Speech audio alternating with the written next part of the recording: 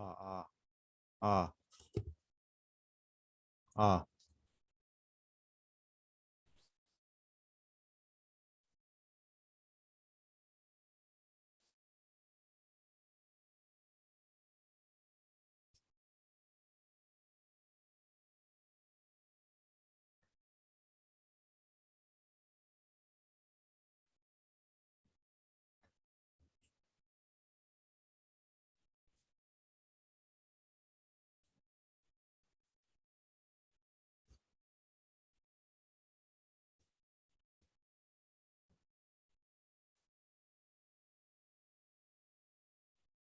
네, 화면 보이시나요?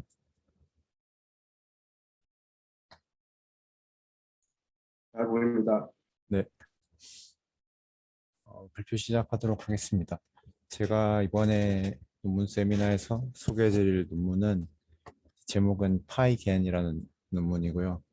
이제 파이가 이제 Periodic Implicit Generative Adversarial Network의 줄임말이고, 이제 3D Aware Image Synthesis 방법을 위해 고안된 모델이라고 보시면 될 것 같습니다. 그래서 저는 일단 이게 제가 생각하기로는 기존의 좀 개념과는 다른 방식으로 접근하기 때문에 어떻게 보면 좀 난해하다고 느끼실 수도 있는데 좀 최대한 간단하게 설명하려고 노력을 했고, 그리고 파이겐이라는 메서드 자체도 설명을 많이 하겠지만 그 전에 나온 이 뉴럴 레디언스 필드라는 널프라는 논문에 대해서도 거의 좀 비중 있게 설명을 할 것 같습니다. 그래서 이 널프라는 논문 외에도 뭐 다른 백그라운드와 좀 파이겐 아키텍처 그리고 실험들에 대해서 설명을 드리도록 하겠습니다. 그래서 혹시 이해 안 되는 부분이 있으면 뭐 바로바로 질문해 주셔도 좋고 끝나고 따로 질문해 주셔도 감사할 것 같습니다. 일단 3D Aware Image Synthesis라는 게 뭐냐면 이제 요즘에 최근 나오는 겐들 같은 경우에 이제 예를 들어서 사람 얼굴을 생성하는 데 있어서는 거의 이제 사람이 구별할 수 없을 정도의 고화질과 좀 디테일들을 잘 살리는 모습을 보여주는데요. 근데 이제 이런 3D aware하다는 측면에서 즉 3D적인 정보를 컨트롤하는 측면에서는 아직 부족함이 많이 있습니다.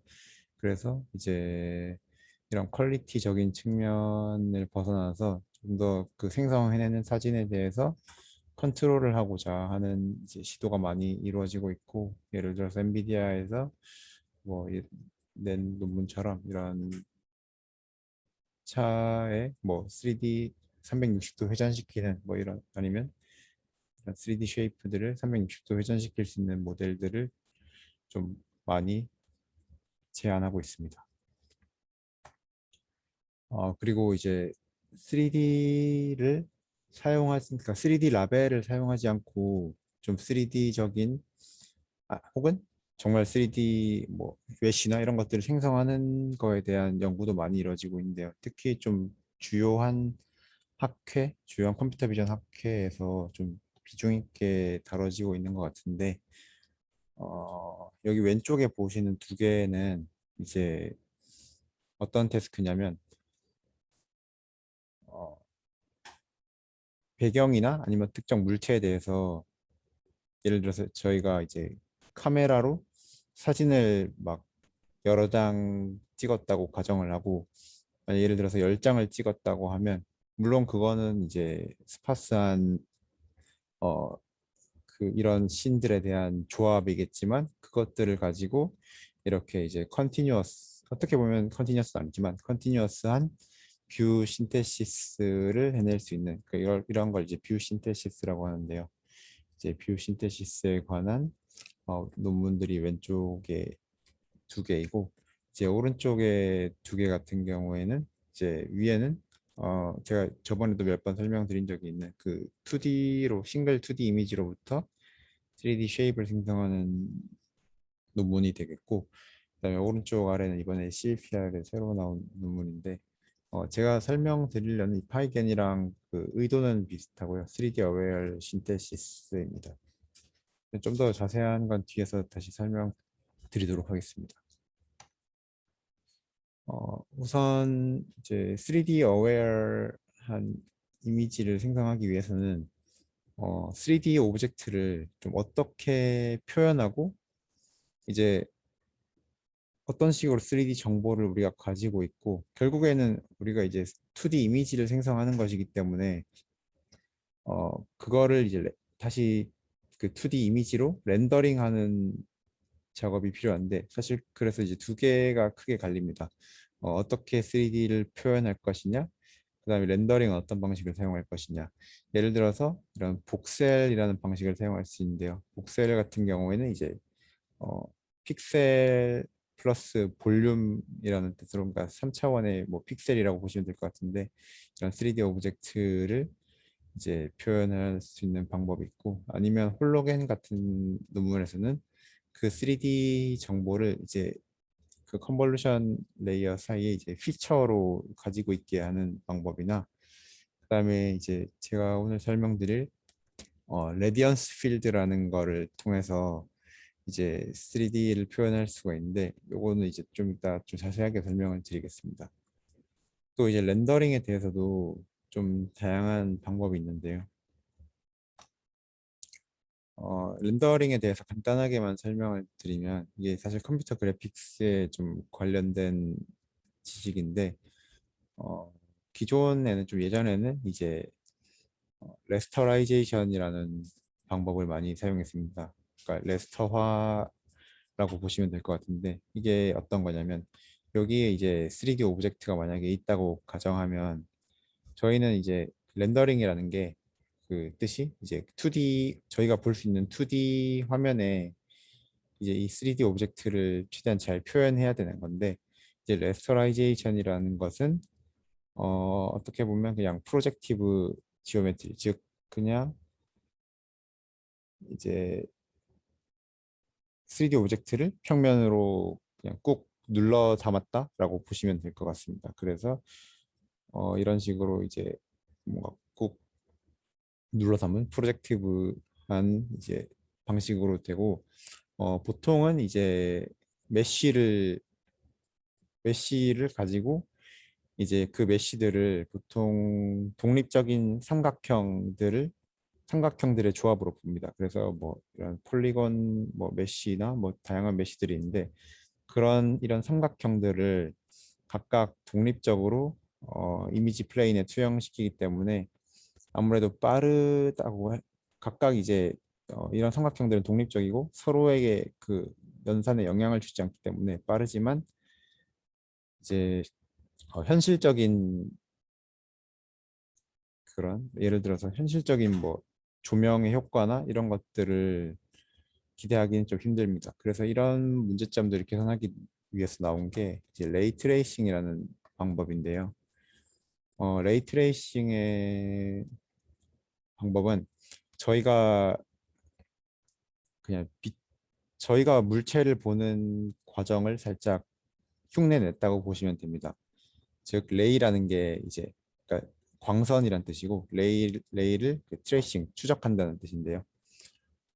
저희가 이미지를 저희가 물체를 보는 과정은 빛이 존재하고 이제 여기 빛에서 반사되어 나온 물체에서 반사되어 나온 빛을 저희가 눈으로 보게 되는 건데 근데 사실상 저희 눈이나 혹시 눈이나 카메라에 들어가는 빛은 사실상 무수히 많기 때문에 이거를 이제 역으로 생각을 해서 눈에서 이제 빛이 나온다고 생각하는 즉 오히려 레이를 반대로 방향으로 쏴줘서 라이트 소스와 매칭을 시켜가지고 즉 만약에 여기서 256 by 256 이미지를 얻고 싶다 하면 여기서부터 이제 256 by 256개의 레이를 다 쏴준 다음에 이렇게 물체 표면에 물체 표면에 닿아서 이제 라이트 소스가 닿을 수 있는 부분들은 이미지로 나오게 될 거고 만약에 레이가 이쪽으로 쏴져서 없는 부분을 통과하게 되면 그냥 아무것도 없다고 이렇게 나오게 될 거고, 만약에 쏜 부분이 이제 라이트 소스까지 닿는데 그 물체가 가리고 있다 하면 이제 자동적으로 그 섀도우로 처리될 수 있습니다. 그래서 이런 방법들이 이제 레이트레이싱인데, 사실 레이트레이싱을 처음 들어본 분들도 계시고 아닌 분들도 계시겠지만, 사실상 좀 익숙할 수가 있는 게, 저희가 모두 사용하고 있는 그 GPU RTX 시리즈 있지 않습니까? RTX 뭐 2080 Ti나 아니면 RTX 뭐 3090 같은 경우에 이 RT가 레이트레이싱의 약자로서 그 기존 GTX 시리즈보다 이제 레이트레이싱 리얼타임 레이트레이싱을 좀 더 강화했고, 그래서 좀 되게 고사양의 뭐 컴퓨터 게임이나 이런 것들을 할 때 성능을 좀 잘 발휘해 준다고 합니다. 그래서 제가 이런 것들을 설명한 이유가, 뒷부분에 나오는 이제 널프라는 논문에서 좀 이런 방법들을 사용하고 있는데요. 어, 이게 이제 작년 ECCB에 나온 논문인데, 이게 이제 라디언스 필드, 즉 이미지를 이런 3D나 씬들을 표현하는 데 있어서 기존에 그냥 뭐 복셀이나 혹은 다른 레프리젠테이션을 사용하는 게 아니라, 약간 물리적인, 어떻게 보면 물리적인 그런 것들을 기반으로 이런 레이트레이싱 방법을 사용해서 뉴럴 라디언스 필드라는 거를 제안을 했고, 그래서 이제 3D 오브젝트나 씬들을 표현하는 데 있어서 좀 좋은 결과를 얻을 수 있었습니다. 일단 그거에 앞서서 이제 implicit neural representation이라는 개념을 먼저 설명을 드릴 건데요. implicit neural representation이 무엇이냐면, 우선 오른쪽에 예시를 먼저 드는 게 이제 이해가 빠르실 텐데요. 저희가 보통 학습된 겐 같은 경우 어, 다양한 이미지로 학습을 진행했고, 특정 레이턴트 코드를 넣으면 하나의 페이크 이미지가 나오지 않습니까? 그래, 그래서 이제 레이턴트 코드와 페이크 이미지가 이제 1대1 매핑이 되고, 이제 그 학습된 제너레이터는 그 1대1 매핑을 수행해주는 뭐 함수와 같은 뭐 역할을 한다고 볼 수 있는데, 그래서 다른 레이턴트 코드를 이제 넣게 되면 서로 다른 이미지들이 나오게 되는 이런 약간 익숙한 구조가 되는데, 임플리시트 뉴럴 레프리젠테이션 같은 경우에는 일단 인풋이 어, 코디네이트, 그러니까 좌표입니다. 즉 x, y 좌표, 즉 예를 들어서 여기 이런 것 같은 경우에는 뭐 5,6 뭐 이렇게 들어가는 뭐 5,5 뭐 이런 식으로 들어가게 돼서, 그러면 이 MLP 네트워크가 해야 될 것은 뭐냐? 만약 5,5가 들어갔으면 이 이미지에 해당하는 5,5의 픽셀 값이 뭐냐라는 것을 아웃풋으로 내야 됩니다. 그래서 예를 들어서 5,5가 들어가면 여기 해당하는 뭐 RGB 값이 이렇게 하나 턱 튀어나오고, 즉 하나의 픽셀, 하나의 RGB 값이 나오는 구조인데요. 그래서 이거를 이제 모든 픽셀 위치에 대해서 다 수행하게 되면, 만약에 이 MLP가 학습이 잘 됐다고 하면 이 이미지 하나를 얻을 수 있는 겁니다. 그래서 인풋과 이제 이미지가 1대1 매핑 관계가 아닌 네트워크와 이제 이미지 혹은 오브젝트가 1대1 매핑 관계를 가집니다. 그러면 문득 들 수 있는 생각이, 이런 걸 도대체 왜 하냐라고 생각이 들 수 있는데, 어, 이런 이미지 같은 경우에는 어떻게 보면 뭐 되게 이런 하나의 이미지를 위해서 네트워크 하나를 학습한다는 것 자체가 되게 비효율적으로 보일 수도 있는데, 그걸 조금 오브젝트를 다르게 해서 이런 3D 씬 같은 경우에는 이런 3D나 뷰 같은 경우에 이제 뉴럴 네트워크 여기에 만약에 이런 뭐 화석이라 해야 될까요? 화석에 대해서, 화석이나 주변 뷰에 대해서 XYZ 좌표가 있다고 생각하고, 각각의 이제 XYZ 좌표가 있다고 생각하고, 저희가 그거를 계속 복원하기 위해서, 그러니까 XYG가 들어가면 해당하는 RGB 값이 나오기 때문에 학습이 정말 잘 됐다면 이제 특정 XYG 값을 넣으면 저희가 원하는 밸류를 얻을 수 있기 때문에 그걸 모든 쿨디네이트에서 시도하게 되면 이런 3D적인 3D 오브젝트를 복원할 수 있기 때문에 어떻게 보면 그러니까 적은 메모리를 사용해서 이제 이미지나 혹은 3D 오브젝트를 복원할 수 있게 됩니다. 그 널프의 저자가 이제 든 예로서는 3D 복셀 그리드를 사용해서 만약에 이런 이제 좀 레졸루션이 높은 복셀 그리드를 사용해서 3D 오브젝트 하나를 표현하기 위해서는 이제 약 15기가바이트가 드는데요. 이제 이런 뉴럴 네트워크를 사용해서 이런 3D 씬이나 오브젝트를 보관하게 되면 어, 한 5메가바이트밖에 이제 뉴럴 네트워크의 웨이트를 보관하는 형태이기 때문에 약 5메가바이트 정도로 사실상 메모리 측면에서 상당히 우수한 걸 보이고 사실 또 하나의 더 큰 장점이 네. 있는데 네. 잠깐만. 이게 보니까 지금 여기 인풋이 들어온 거는 이미지의 정보가 아니고 네. 실상의 정보를 얘기하는 거죠. 실제 있는 정보. 어, 입체라든지. 네, 맞습니다. 오케이. 그래서 그렇다면 무슨 레이 트레이싱을 할 때라도 가령 아니면 게임을 할 때라도 네. 우선 물체가 3차원의 물체가 있다는 것을 존재를 한다고 치고 네. 그 한 부분 점마다 다 2차원으로 보였을 때는 어떻게 RGB 밸류가 나오느냐 그걸 계산한단 말이죠.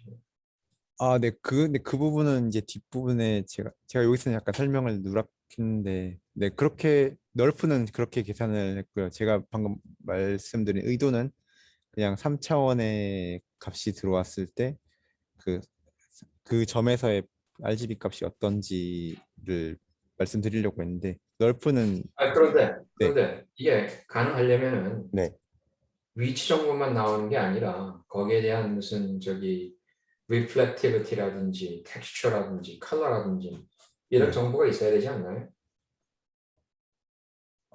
네, 맞습니다. 그가 사실 예를 들려면 이런 뭐 2D 씬이 아니라 이런 3D 씬을 가지고 제가 예를 들었으면 좋았을 것 같은데 널프 같은 경우에 그 해당 일단 오브젝트가 있다고 가정을 하고 그 XYZ 좌표들이 다 존재한다고 가정을 하고 그 해당 XYZ 좌표가 해당 뷰포인트가 다 다를 텐데 뷰포인트에 해당 뷰포인트를 가졌을 때 어떤 색깔, 즉 어떤 RGB 값을 보이는지 추정하는 것이 일단 널프입니다. 그건 뒷부분에 좀 자세하게 설명드리겠습니다.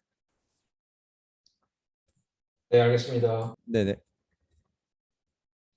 어, 그래서 이제 제가 설명드리려는 논문도 이제 널프를 메인으로 기반을 하다 보니까 일단 널프를 설명드리도록 하겠습니다. 그래서 널프도 이제 아까 앞에서 임플리시트 뉴럴 레프리젠테이션처럼 이제 XY 좌표가 들어가서 뭐 RGB가 나오는 이런 방법들처럼 근데 XYG 좌표만 들어가는 것이 아니라 뷰포인트까지 들어갑니다. 즉 이런 포크레인 장난감이 있다고 먼저 가정을 하고 특정 이 포크레인 장난감의 특정 부분, 즉 XYG 좌표가 예를 들면 여기가 해당 뷰포인트, 예를 들어서 이 뷰포인트로 봤을 때는 어떤 색깔을 가지는지 아니면 다른 뷰포인트가 들어왔을 때는 뭐 어떤 색깔을 가지는지 이 뉴럴 네트워크가 추정을 해내는 게 일단 널프의 목적이라고 보시면 될 것 같고 그래서 뭐 컨볼루션이나 이런 것들은 사용되지 않고 그냥 오직 MLP로만 이루어져 있습니다. 그래서 인풋은 이제 5차원 XYG에다가 이제 뷰포인트 디렉션 2D가 더해져 가지고 이제 5D고요. 그다음에 아웃풋은 4D인데요. 이제 RGB 값뿐만 아니라 이게 density 값이라고 해서 쉽게 생각하면 해당 그 점에서 물체의 밀도라고 해야 될까요? 그러니까 물체가 차 있는 정도라고 보시면 될 것 같습니다. 즉 정말 여기 오브젝트가 있다면 이런 density 값이 높게 될 것이고, 만약에 이런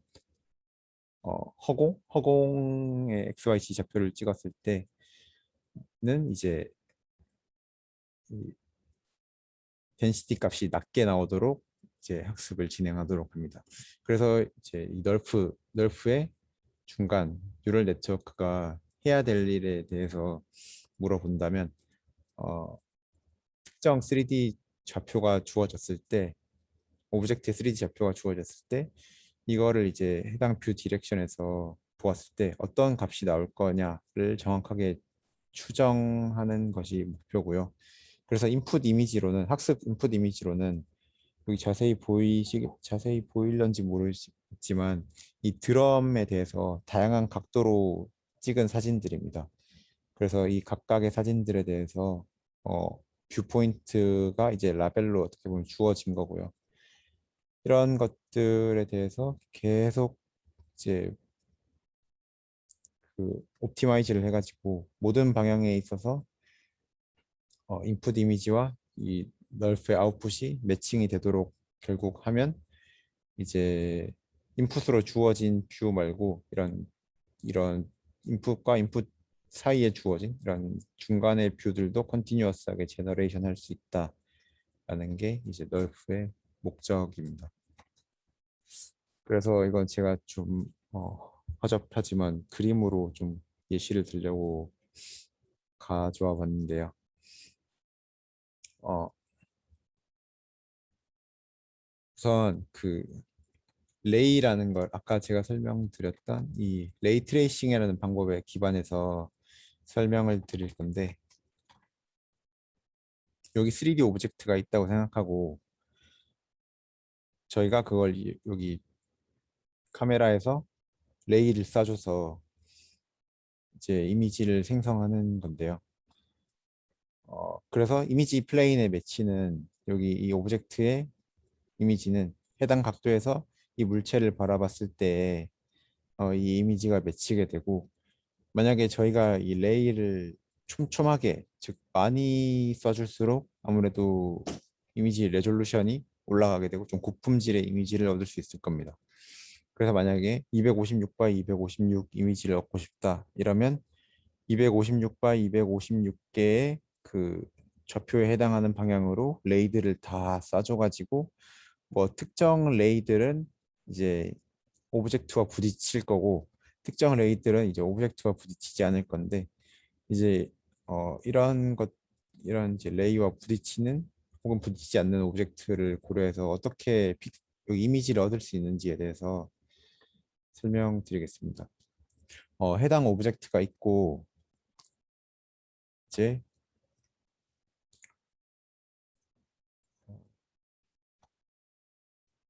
잠시만요. 다양한 레이가 있겠지만 이 빨간색으로 표시한 이 레이에 대해서 기준으로 설명을 드리면, 이 한 레이가 여기 이미지 하나의 그 이미지의 하나의 픽셀에 해당하는 픽셀을 결정하는 역할을 하는데요. 그러면 저희가 눈으로 봤을 때, 눈에 대입해서 생각했을 때는 여기서 이 오브젝트의 이쪽을 봤을 때 이게 어떤 색깔인지를 이제 여기다가 기입하면 될 것 같은데, 이거는 이제 모델의 입장에서는 좀 애매한 부분이기 때문에 적분을 해줍니다. 즉 이 레이에 대해서 하나의 레이에 대해서 이제 시작점과 기준점을 정해놓고요. 음, 각각이 이제 물론 여기서는 그러니까 적분이라서 컨티뉴어스를 가정하고 있긴 한데, 그 디스크리트한 경우, 이건 이론적인 배경이기 때문에 디스크리트한 경우는 뒤에서 설명드리겠습니다. 이 TN이라는 시작점과 TF라는 끝점을 기준으로 각각이 이제 RGB 값과 그 이제 density 값을 가지게 되는데요. 모든 시작과 끝 사이의 모든 점에 대해서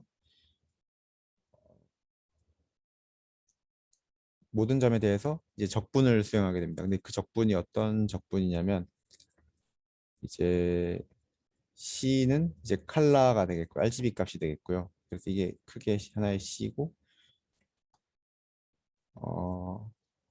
그다음에 이게 density 값이 되고 그리고 이게 T가 이제 트랜스미턴스라고 하는데 우선 오른쪽에 이 두 개의 텀을 먼저 보시면 즉 이런 공기 중에서의 density 값은 아무래도 거의 0에 가깝게 되는 density 값은 이제 0에서 1 사이로 매핑이 되게 되는데 density 공기 중에서의 density 값은 거의 0을 가지기 때문에 이런 적분에 있어서 웨이트로서 거의 반영을 하지 못하게 되고 이 레이가 이 오브젝트에 닿는 순간이 이제 이 오브젝트는 그때의 점은 이제 density 값을 상당히 크게 1에 가깝게 가지기 때문에 해당 지점에서의 칼라가 이 적분에 상당히 주요하게 포함이 되게 되고 또 이 레이가 이 오브젝트를 뚫고 나가서 이제 뒤쪽으로 나갈 때 한번 이제 또 덴시티가 높기 때문에 이 부분도 이제 적분에 크게 반영이 될 텐데 사실 저희가 물체를 본다고 가정했을 때 이 노란색 부분은 앞쪽이고 이제 이 초록색 부분은 뒤쪽이라면 이쪽 뷰에서 바라봤을 때는 이 초록색 뒷부분이 보이지 않아야 되기 때문에 저희 눈에는 노란색으로 보여야 됩니다.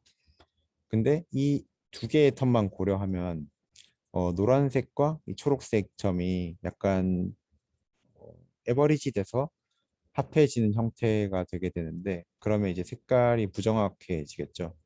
그래서 그런 것들을 고려하기 위해서 나온 게 이 트랜스미턴스 텀인데 트랜스미턴스 텀이 이제 오른쪽 수식과 같이 표현되는데 수식 이외로 그냥 직관적인 개념을 설명해 드리면 이 레이가 오브젝트에 부딪히는 순간 이제 그 뒷부분에 대한 고려는 잘 안 하는 겁니다. 그래서 이게 TM부터 여기 T까지 이제 덴시티를 적분하는 건데요. 사실 여기 부딪히기 전까지는 덴시티들이 낮기 때문에 거의 적분 값이 0에 가깝고 이 익스포넨셜 0이기 때문에 이 트랜스미턴스 텀이 계속 1로 유지가 됩니다. 그래서 이 부분들은 계속 그냥 반영이 되다가 여기 부딪히는 순간 이제 이 덴시티 값이 거의 1에 가까운 값을 가지기 때문에 값이 이제 확 커져 버리게 되고 반대로 이제 익스포넨셜 마이너스 텀이기 때문에 이 트랜스미턴스 값은 작아지기 때문에 여기 부딪힌 노란색 점에 부딪힌 이후로는 뒷부분에서는 이제 적분의 반영이 거의 안 되기 때문에 이 초록색에 해당하는 포인트들은 이 레이가 오브젝트에 부딪히지만 이제 실제 색깔에는 반영이 되지 않습니다. 그래서 이 트랜스미턴스 텀은 저희가 실제로 물체를 볼 때 약간 3D적인 거를 모델링 하려고 좀 이 저자가 끼워 넣었다라고 보시면 될 것 같습니다. 혹시 이 개념에서 이 질문이 있으신가요? 그러면 그 덴시티에 대한 모델 네. 시그마를 갖다가 어떻게 알게 되는 거죠? 이것들은 사실 다 추정을 하는 겁니다. 그 RGB 값이나 이 시그마 값들을 다 이제 모델이 추정을 한 다음에 이 어, 이런 적분 기반으로 이미지 하나를 생성해내게 되는데요. 음, 네. 만약에 이제 이런 추정들을 정확하게 못한다면 어, 그 트레이닝 과정에서 뭐 이제 이런 인풋 이미지들과 매칭이 잘 안 돼서 어떤 부분이 잘못됐지 하고 이제 뭐 특정 부분의 덴시티를 뭐 바꿔본다던가 뭐 하는 이제 계속 그라디언트 디센트가 일어나게 되고 이 주어진 모든 인풋 이미지와 잘 매칭시키기 위해서는 아무래도 잘 3D 오브젝트를 생성해내야 되기 때문에 그런 식으로 학습이 됩니다. 그러니까 이건 시그마는 그냥 추정을 하면서 그 프로세스 자체는 약간 휴리스틱한 그런 방법으로 하겠네요. 그러니까. 네, 네, 맞습니다. 그렇게 알겠습니다. 네, 그러니까 여기 지금 모델 스페이스가 그럼 네, 3차원에 대한 그 분포가 벌써 다 여기 일단 있는 걸로 가정을 하고 하는 거겠네요. 네, 네. 어떻게 생긴지는 모르지만 있다고 가정을 하고 저희한테 주어진 거는 다양한 각도에서 본 이미지들이 주어져 있는 거기 때문에 사실 이걸 최대한 잘 만들어내고 이 뷰 포인트로 봤을 때 그 주어진 인풋 이미지와 저희가 이 레이 트레이싱을 해서 뽑아낸 하나 이미지를 이제 뭐 엘트로스나 이런 것들을 통해서 비교를 하게 돼서 옵티마이제이션을 하고요. 이게 다양한 아, 각도에서 네, 그러니까 결국은 뭐냐면 네, 시그마 sub r sub t를 에스티메이트하는 그 optimization이겠네. 네, 네, 여러 맞습니다. 가지 뷰 앵글이 저기 보면은 저기 슬라이드 11번에 보면은 인풋 이미지들이 쭉 다 있잖아요, 여기. 요걸 생성해내기 위해서 네, 시그마의 디스트리뷰션이 어떻게 되느냐. 네, 그걸 찾아내면 그 다음에는 모든 여기 인풋 이미지하고 딱 같지 않더라도 포즈가 다르더라도 그걸 에스티메이트 할 수가 있으니까 이미지를. 네, 네, 맞습니다. 오케이, 알겠습니다. 네, 그래서 최대한 정확하게 이제 이걸 생성해낼수록 이제 여기 인풋 이미지에서 주어지지 않은 각도가 주어졌을 때도 잘 뷰를 렌더링 할 수 있는 원리입니다. 한 가지 조금 재밌는 건 뭐냐면 여기 시그마를 그러니까 시그마가 덴시티가 아니고 사실은 트랜스페런시겠지. 얼마나 투명한가. 아, 네, 네, 그런 의미, 네, 맞습니다. 만약에 이게 오펙이라고 치면은 그러니까 옛날 레이 트레이싱 옛날에 했을 때는 보면은 이걸 끝까지 다 계산을 하는 건 너무 복잡하고 스위치를 써가지고 저기 normal surface를 만나기만 하면 그다음에 끝나는 걸로 아마 계산했을 것 같은데 내 기억에. 아, 네, 그래서 그 D 넘어가는 것까지는 할 필요가 없거든 사실. 이게 아, 네, 네, 네, 불투명한 대부분 다 불투명한 오브젝트들이기 때문에 네, 뷰앵글에 거기 일단 반사되는 것들만을 계산을 했던 걸로 난 기억이 나는데요. 이거는 좀 더 그러니까 약간 투명, 반투명 이런 물체들도 사실은 이미지를 할 수 있게 네, 네, 네, 네. 그렇게 할 필요는 없을 것 같은데 그럼 대부분 다 불투명한 오브젝트들이니까 사실. 아, 네, 말씀해 주신 게 제가 보완을 드렸어야 될 설명인데 그 말씀해 주신 것처럼 좀 불투명한 걸 만들 때 예를 들면 뭐 안개가 껴 있다거나 뭐 이런 것들은 덴시티가 좀 애매한 경우가 있을 수 있고 그런 경우를 보완하기 위해서도 맞는 것 같지만 제가 생각할 때는 이 뒷부분까지 고려하는 거는 사실 저희가 해당 뷰만을 보는 게 아니라 다양한 뷰를 보기 때문에 이제 그 다양한 뷰에서 학습을 시켜야 되기 때문에 뭔가 학습 안정성 측면에서 일단은 그 모든 뷰를 모든 이제 레이 안에 그 점들을 고려한 게 아닌가 싶습니다. 디퍼런셜을 하기 위해서 이 뒷부분까지 오케이. 네, differentiability 때문에 그랬는지는 모르겠는데 네, 생각에는 굉장히 좀 낭비적인 계산인 것 같기도 하고. 아, 네. 그래서 좀 오래 걸리기도 합니다. 네, 네, 네, 알겠습니다. 네. 근데 이제 좀 여담으로는 이제 한 교수님이 말씀해 주신 것처럼 이제 여기 딱 부딪히기 시작하면 거의 이제 뒷부분은 제로 밸류로 반영이 되기 때문에 사실상 아예 계산을 안 한 것과 비슷하게 반영이 되긴 합니다. 어, 근데 이제 사실 저희가 이건 이론상의 이제 적분이고 저희는 모든 그 레이상의 모든 포인트들에 대해서 적분을 할 수 없기 때문에 어, 이제 샘플링을 해서 이제 디스크리트하게 이제 가져가게 되는데요. 그래서 이 컨티뉴어스한 식을 이제 그냥 디스크리트로만 바꿨다고 보시면 될 것 같은데 하나의 레이를 싸줬을 때 이제 tn과 tf 사이에서 몇 개를 샘플링 할지 정합니다. 예를 들면 뭐 12개의 포인트로 샘플링 한다 이러면 여기를 12개의 그 공간 이제 12개의 비인으로 나눠 놓고 그 제가 여기서 너무 이걸 대충 그어놨는데 좀 양해 부탁드립니다.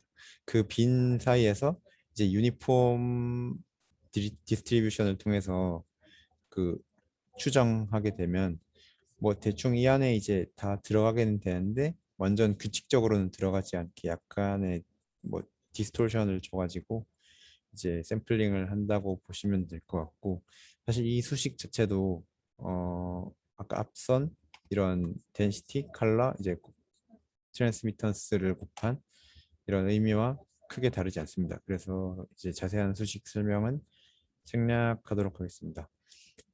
그래서 이제 하나의 레이에 대해서 이런 포인트들에 대해 각각 RGB와 이제 시그마 값들에 대해서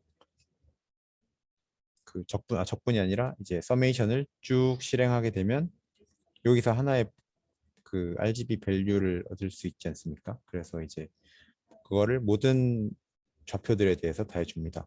이제 256과 256 이미지라면 256과 256개의 레이에 대해서 다 계산을 해준 다음에 이제 하나의 좌표를 얻게 돼서 결국 최종적으로는 256과 256 이미지를 얻을 수 있게 되는데요.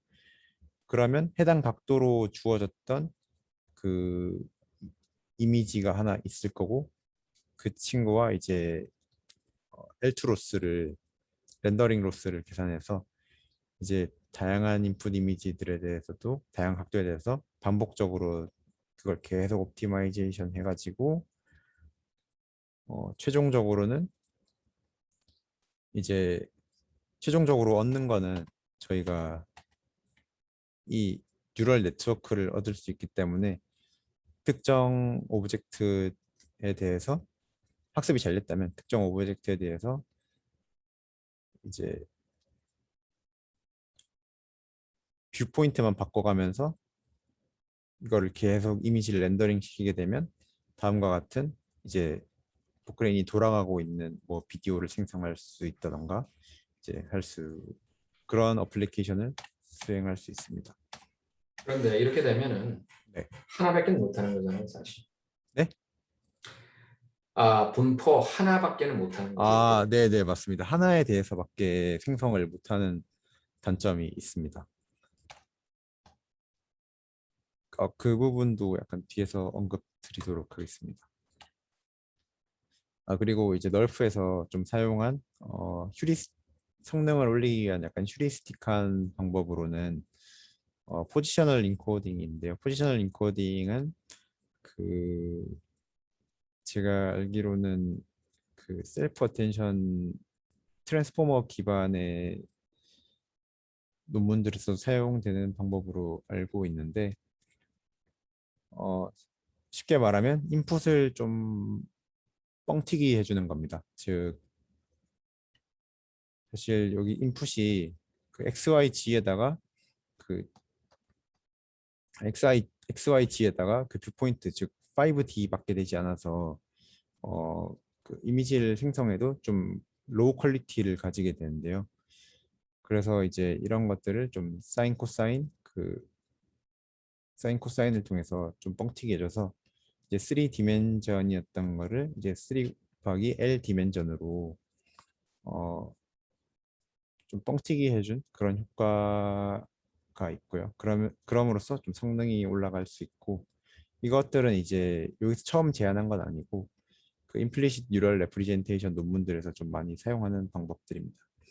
그리고 하이라키컬 볼륨 샘플링이라는 게 이런 걸 썼는데 이건 어떤 거냐면 제가 아까 하나의 레이에 대해서 이렇게 구간을 나눠 놓고 이제 샘플링을 한다고 하지 않습니까? 근데 사실 이런 허공에 관련된 부분은 사실 크게 이미지를 생성하는 데 있어서 영향을 거의 주지 않기 때문에 그렇게 중요한 정보가 아닙니다. 오히려 이런 이미지가 아니 이 오브젝트가 이제 레이랑 닿을랑 말랑하는 부분이 오히려 좀 신경을 써야 되는 부분이고 이런 부분에서 샘플링이 좀 촘촘하게 돼야 어떤 부분에서 정확히 닿는지 혹은 이제 어떤 부분에 더 정확히 닿지 않는지를 파악할 수 있기 때문에 먼저 이렇게 레이를 통해서 그 각각의 시그마 덴시티 값을 얻어놓고 이런 허공에 있는 부분들은 덴시티가 낮을 거고 이제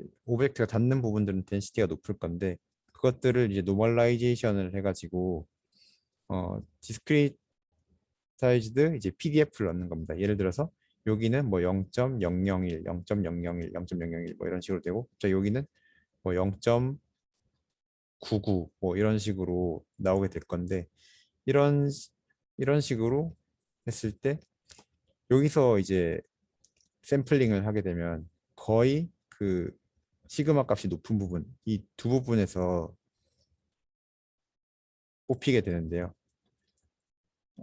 그래서 정말 낮은 확률로 이 두 부분이 아닌 이 두 개가 아닌 부분에서 뭐 하나가 뽑힐 수도 있고 거의 대부분 이제 이쪽에서 샘플링이 되게 되고 그래서 기존의 콜스 포인트 제가 기존에 설명드렸던 콜스 포인트들과 이 콜스 포인트들로 통해서 좀 확률을 다르게 적용해서 샘플링된 이 파인 포인트들 두 개를 동시에 고려해서 이제 계산에 반영하는 게 이제 하이라키컬 볼륨 샘플링인데 이런 것들을 통해서 좀 이미지 성능을 높일 수 있었다고 합니다. 그래서 이제 널프는 사실 널프는 뷰 신테시스 기반 뷰 신테시스를 목적으로 한 거기 때문에 아까 한 교수님이 말씀해 주셨던 뭐 다양한 것들을 뭐 생성하지 못하는 하나의 그 오브젝트만 생성할 수 있는 그게 뭐 어떻게 보면 한계는 아닐 수도 있지만 저는 이제 제너러티브 모델을 연구하는 입장으로서 하나의 모델이 하나의 이제 오브젝트만 생성하게 되면 좀 곤란하기 때문에 일단 이것도 단점으로 넣었습니다. 그래서 제너러티브하지 않다는 단점을 넣었고요. 물론 장점으로는 적은 메모리로서 이제 좀 좋은 성능. 사실 이 뷰 신테시스 부분에서 이렇게 좋은 성능을 보이는 게 기존에 없었기 때문에 뷰 신테시스나 3D 오브젝트를 표현하는 데 있어서는 지금 약간 거의 트렌드로 자리 잡아서 이런 너프들이 처음 기존의 오리지널 너프가 좀 가지고 있던 단점들을 개선하면서 정말 많은 논문들이 나오고 있고 제가 알기로는 이게 ECCB 2020이라서 작년 여름쯤에 나온 논문이고 아카이브에는 한 3월에 공개가 됐는데 지금 2021년 기준으로 약 그 인용수가 한 350편이 넘은 걸로 알고 있습니다. 그만큼 좀 핫한 주제라고 볼 수 있고요. 아무튼 이제 저희는 이제 리미테이션에 집중을 해가지고 하나의 모델이 하나의 오브젝트밖에 표현을 할 수 없는 단점을 해결하기 위해서 이제 나온 논문들도 있는데 이제 그게 제가 설명드릴 파이간입니다. 파이겐 같은 경우에도 이게 기존의 겐 아키텍처와 되게 뭐 비슷하게 보이실 수도 있는데 잘 보시면 이제 인풋이 뭐 레이턴트 코드나 그런 벡터들이 들어가는 게 아니라 포지션이 들어갑니다. 아까 임플리시트 뉴럴 레프리젠테이션처럼 포지션이 들어가게 되고 즉 여기는 이제 XY, Z 좌표가 들어가게 되고요. 그 XY, Z 좌표에 대해서 그 시그마와 아까 설명드렸던 RGB 값을 구하는 과정이 있고 그래서 상당히 널프와 비슷한데 어떤 부분에서 이제 다양한 이미지를 생성할 수 있게 해주냐면 이 밑에 이제 노이즈를 주입하는 텀이 있습니다. 여기서 매핑 네트워크를 통해서 이게 스타일간 아키텍처처럼 노이즈를 매핑 네트워크를 통해서 각각의 레이어에 이제 주입하는 식인데요. 좀 주의하셔야 될 점은 이게 이미지를 막 생성하는 게 바로 생성하는 게 아니라 하나의 포지션에 대해서 하나의 컬러와 그 시그마를 내는 거기 때문에 이런 막 점점 피처 사이즈를 키워가는 컨볼루션 등이 사용된 것이 아니고 오직 리니어한 그 MLP만 사용되어 있습니다. 그래서 일단 이게 파이겐의 아키텍처고 이제 좀 주요한 컨트리뷰션을 보면 사실 여기서 다 처음 제안한 건 아니고 기존에 있던 거를 좀 가져다 쓴 겁니다. 먼저 사이렌이라는 논문에서 이제 이건 정말 단순한데 저희가 뉴럴 네트워크를 MLP를 보통 이제 통과시키고 액티베이션 펑션으로 예를 들어서 렐루 펑션이나 아니면 리키렐루 펑션을 주로 사용하지 않습니까? 그래서 이 부분에 이제 렐루가 들어가게 되는 건데 이제 사이렌이라는 논문에서 implicit neural representation 즉 포지션이 들어가고 뭐 이미지를 복원하는 그런 태스크에서 그 사인 펑션을 이제 액티베이션으로 사용했을 때 상당히 좋은 성능을 얻었다. 즉 이건 이제 그라운드 트루스를 다 이제 복원하는 건데 뭐 렐루나 뭐 타네이치 같은 경우에는 이미지가 좀 디테일이 부족한 모습이 보이고 렐루랑 이제 포지셔널 인코딩을 사용한 경우나 이제 RBF의 렐루를 사용한 경우에 이미지 퀄리티 자체는 괜찮지만 이제 그라디언트나 라플라시안을 계산했을 때는 약간 이제 그것까지 고려했을 때는 자신들이 제안한 사이렌이 제일 나았다라는 게 이제 주장이고요. 사실 컨트리뷰션이라고는 이제 액티베이션에 사인을 넣었다 이렇게 끝입니다. 그리고 다른 하나는 이제 필름이라고 하는데요. 이 필름의 이제 약자가 피처 와이즈 리니어 모듈레이션이라고 해서 어, 각각의 이제 리니어 MLP를 통과한 이런 예를 들면 512 디멘전의 레이어 리니어 잠시만요. 이게 좀 애매한데 리니어를 통과한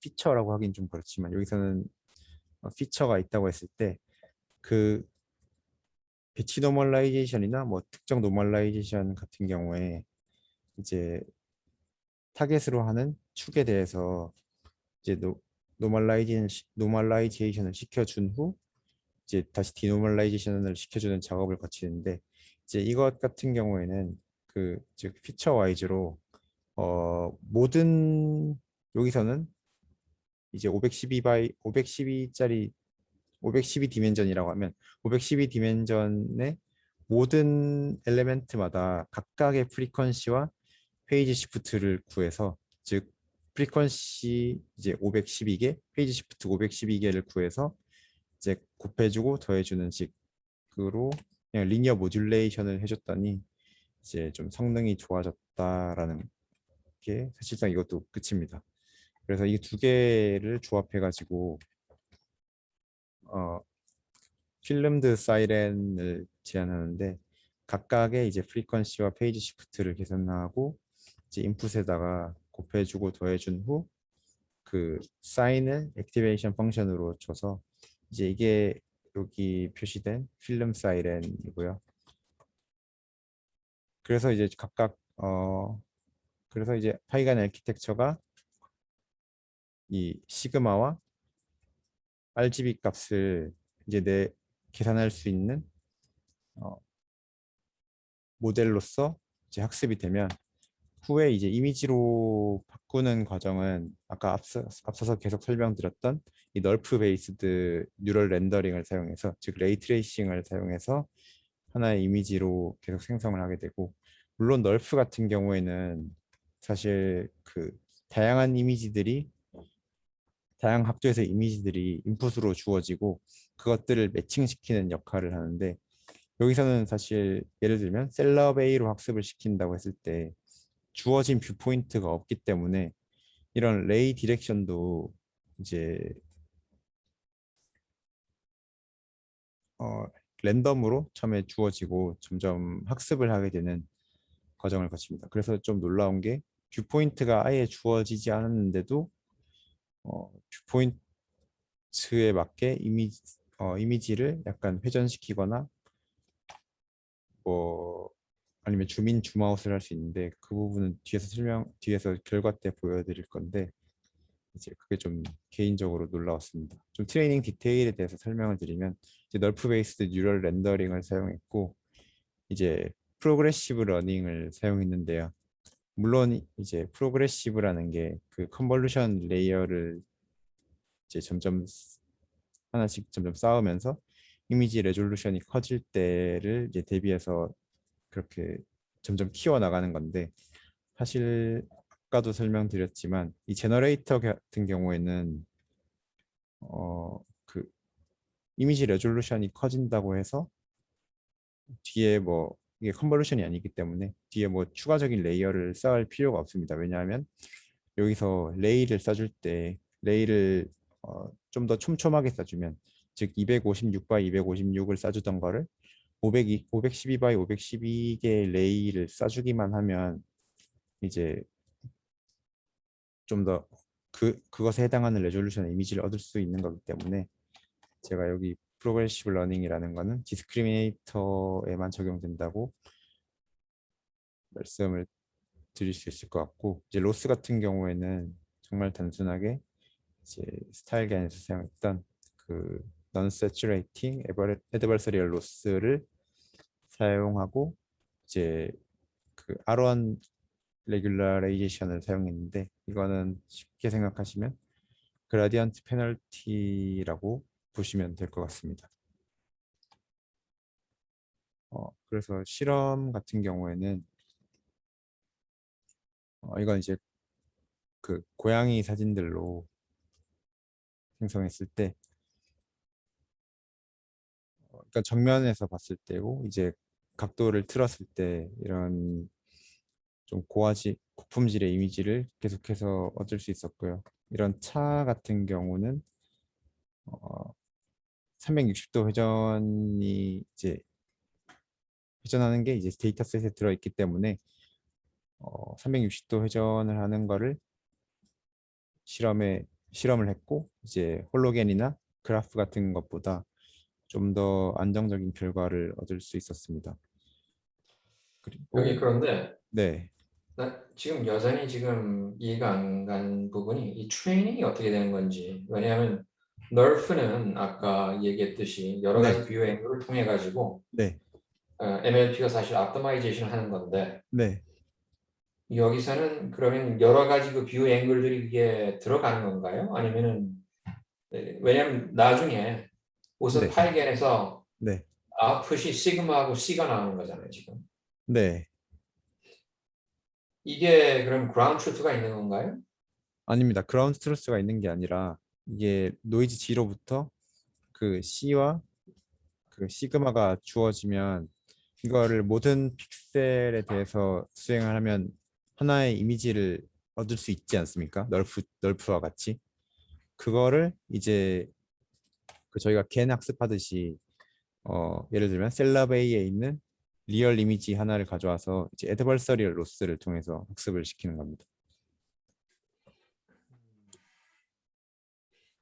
그러니까 전혀 뷰 앵글이 바뀐 게 아니고 네, 어, 그 포즈에 대한 인포메이션은 전혀 없는 거고 그렇죠? 네, 카메라 포즈는 네, 네, 정보가 없는 거고 네, 근데 일단 여기 트레이닝에서 포지션 X는 이건 사실 우리가 생각하는 그 트레이닝 데이터에서 오는 건 아니잖아요. 그런 건가요?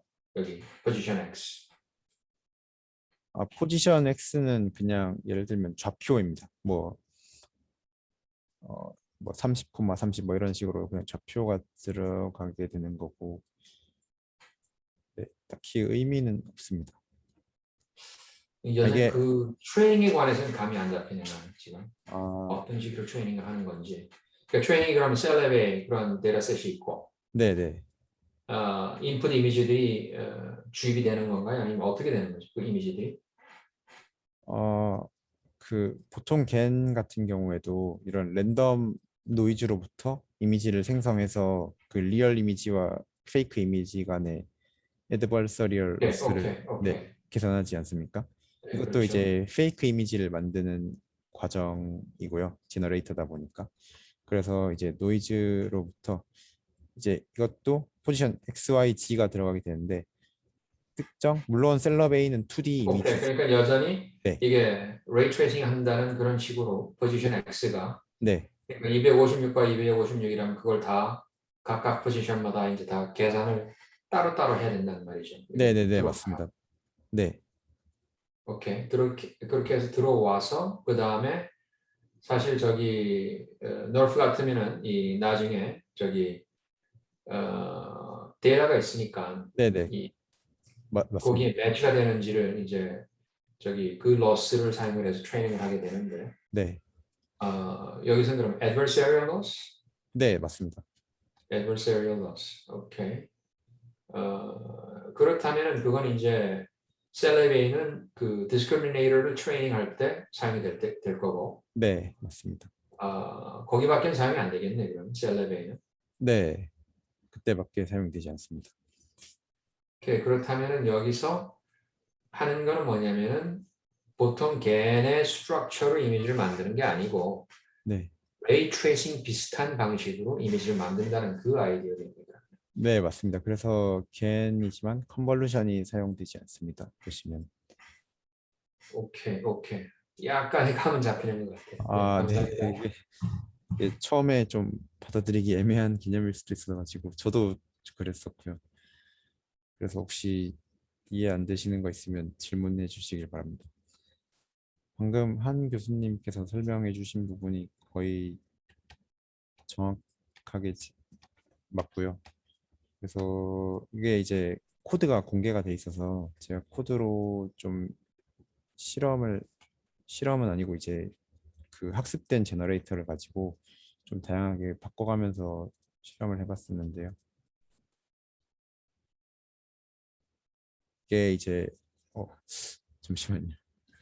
원래 오른쪽을 재생시키려고 했는데 이게 위쪽이 체인징 뷰 포인트라고 해가지고 그러니까 그 G를 고정시켜 놓고 그러니까 G가 결국엔 아이덴티티를 결정하게 되는 건데 G를 고정시켜 놓고 이 뷰 포인트만 바꾸게 되면 사람이 이제 고개를 돌리는 이런 것들을 만들 수 있고 근데 원래 동영상이 클릭을 할 수 있었는데 클릭이 안 되네.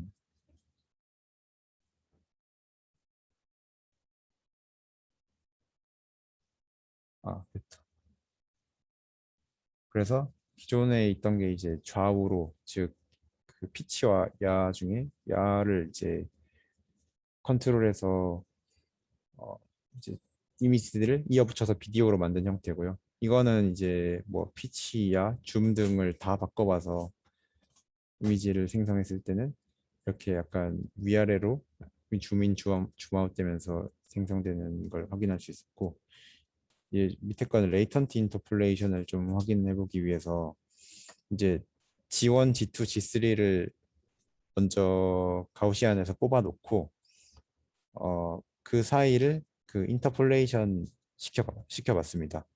그래서 뭐 G1에서 점점 G2로 가는 이미지를 만들고 또 G2에서 점점 G3로 가는 이미지를 만들었을 때 이런 식으로 이제 이미지가 변화하는 걸 알 수 있었고 이 과정을 그 뷰포인트까지 바꿔가면서 이미지를 생성해봤는데요.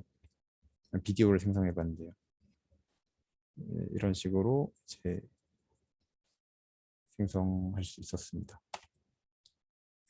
그래서 기존의 이런 실질적인 3D 기반에서 이미지 3D 어웨어한 겐 같은 경우에 이렇게 약간 고퀄리티로 나오는 경우가 별로 없었는데 혹은 고퀄리티로 나오면 이제 3D 카메라를 이동하는 과정에서 그 이 남자가 뭐 다른 남자로 바뀐다든지 이런 아이덴티티를 잃는 경우가 많았는데 이건 아무래도 레이트레이싱 기반이기 때문에 크게 아이덴티티도 잃지 않는 모습을 보여줬습니다. 그리고 이제 이거는 레이턴트 믹싱에 관련된 건데요. 그냥 스타일 간 논문을 보고 그 뭔가 이것도 될까 싶어가지고 넣어본 건데, 그러니까 예를 들면 이제 노이즈 G를 이제 원래는 하나만 통과시켜서 모든 레이어에다가 이제 계산된 값을 넣어주게 되는데 어, 여기서 노이즈 1, G1과 G2를 계산해서 뭐 앞에 몇 개의 레이어에는 G1만 넣어주고 몇 개의 레이어에는 G2를 넣어주는 그 스타일 간에서 사용하는 스타일 믹싱 방법을 사용해 봤는데요. 이게 컨볼루션 기반이 아니라서 약간 섞일까 했는데 생각보다는 좀 섞인 이미지가 나왔습니다. 이게 G1으로 생성했을 때 이미지고 이게 G2로 생성했을 때 이미지고 중간이 이제 그 두 개의 레이턴트를 믹싱한 이미지인데요. 그러니까 이제 믹싱 레이어는 왼쪽이 레이어 4, 그러니까 레이어 네 번째 레이어까지는 G1을 넣고 이제 그 이후로는 G2를 넣은 거고요. 이제 레이어 2라고 표기한 거는 레이어 2까지만 G1을 넣고 그 이후로는 G2를 넣은 경우입니다. 그래서 레이어 4가 좀 더 뭔가 앞에 G1의 이미지를 따라가는 경향을 약간은 보이긴 합니다. 물론 스타일간처럼 좀 잘 표현되진 않는데 어느 정도 그런 경향성을 보여주고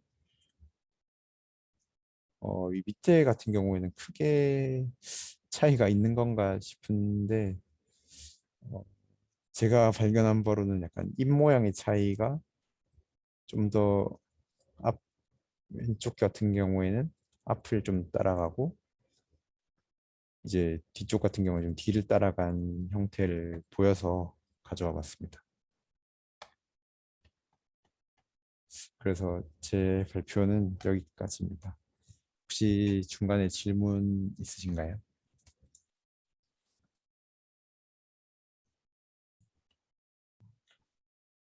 이 전체 아이디어가 우리가 생각하는 거랑 워낙 달라가지고 얼핏 생각하기에는 아까 널프도 네. 이 MLP보다는 컨볼루션을 쓰면 훨씬 더 효과적인 게 아닐까 생각했지만 아, 사실은 네. 이게 이미지 플레인을 하는 게 아니고 픽셀마다 제너레이션을 하는 거기 때문에 네. 점 하나하나 만드는 거기 때문에 컨볼루션이 줄 수 있는 그런 도움이 전혀 필요가 없게 되는 거죠. 이렇게 되면. 네, 네, 네, 맞습니다. 로컬한 그거를 계산할 필요가 없기 때문에. 아주 재밌었습니다. 네. 네, 그래서 저도 이게 약간 좀 흥미로운 주제라고 생각하고 좀 약간 트렌드가 되는 연구가 될 것 같다는 생각이 들어서 이쪽 관련해서 제너러티브 모델로 연구를 해볼 생각입니다. 이 널프는 네, 사실 여기서는 레이 트레이싱을 썼는데 네, 결국은 시그마하고 C를 찾아내는 거잖아요. 네, 맞습니다. 이게 네, 박사 논문이 바로 여기하고 굉장히 연관이 있는 문제였는데 그때는 아, 네, 이런 그 뉴로넷이 아니고 optimization을 썼다. 사실 optimization을 쓸 수도 있거든요. 이 문제를. 네, 네, 네, 널프로. 네, 그렇지만은 아마 계산량이 훨씬 더 많아지겠지. 네, MLP가 훨씬 더 efficient하게 할 수 있었을 거고. 네. 네. 근데 널프 문제점이 이 계산량이 너무 많다는 게 좀 문제점인데요. 그렇다 하더라도 여전히 계산량은 많아지는 거고. 네. 네, 그런 거를 해결하기 위해서 좀 정말 많은 시도들이 이루어지고 있는 것 같습니다. 아니면 그런데 이제 그 네, 우선 거기 아까 조금 전에 우리가 좀 얘기했지만은 좀 낭비적인 계산들이 좀 많이 있지 않는 그런 느낌도 들고. 네, 네, 네, 재밌었습니다. 네, 이게 지금 그 ECCB하고 CDPR에서 베스트 페이퍼 이 분야가 네, 베스트 페이퍼로 됐다는 얘기는 진짜 이쪽에 지대한 관심이 있어서 네, 그런 게 아닌가 이제 최근에 그 어떤 트렌드라고도 볼 수도 있을 것 같은데 아, 네.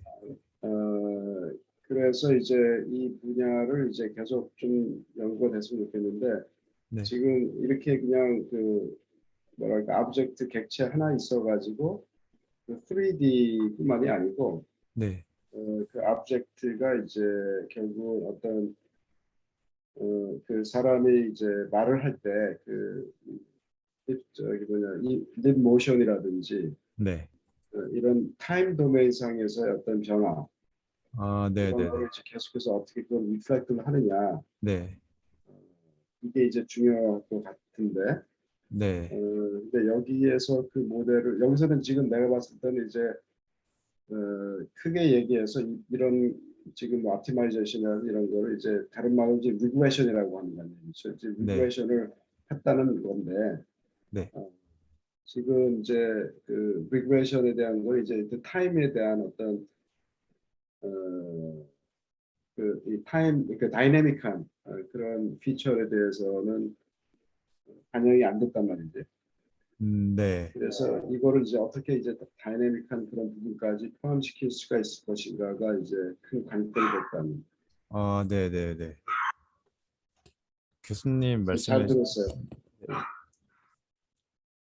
교수님이 말씀해 주신 것처럼 이제 이거를 약간 비디오는 아니지만 비디오처럼 그 저희가 이미지나 뭐 3D 오브젝트도 표현했지만 이런 3D 오브젝트를 시간축에서도 진행을 시킬 수 있게 하는 또 연구들도 이루어지고 있는 걸로 알고 있습니다. 그래서 좀 다양하게 활용할 수 있는 분야가 많을 것 같습니다.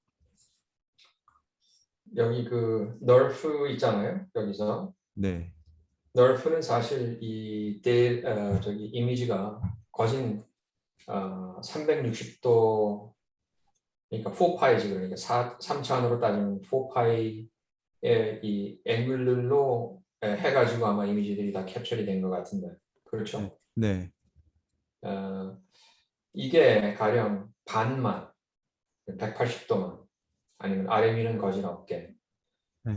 그렇게 하더라도 얼마나 이 많이 익스텐더블하게 할 수 있는 건지 그런 건 이 사람들이 연구를 해봤나요?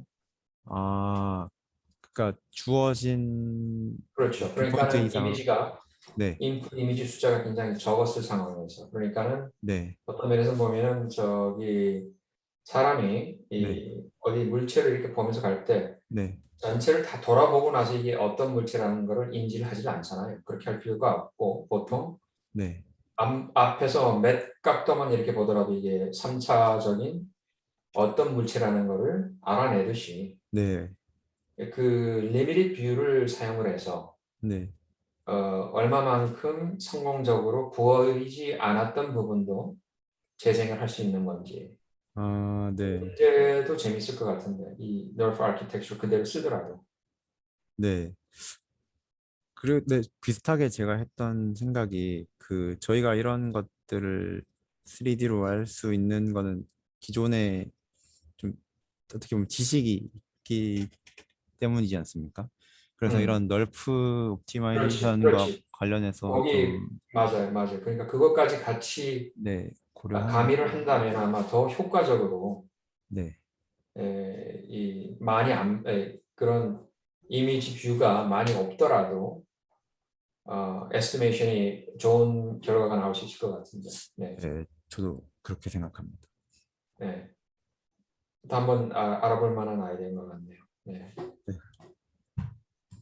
혹시 이제 더 질문 없으시면 그 이제 이 분야의 지금 메이저 네, 플레이어가 네, 지금 그 논문에서는 보니까 그 스탠포드하고 네, 그다음에 이제 뭐 구글도 또 들어와 있는 것 같은데 네. 지금 그 조사한 그런 논문들이 대부분 그 플레이어들이 어디에 있어요? 그래서 일단 뷰 신테시스 같은 경우에는 구글이랑 페이스북이 제일 좀 많이 하고 있는 것 같고요.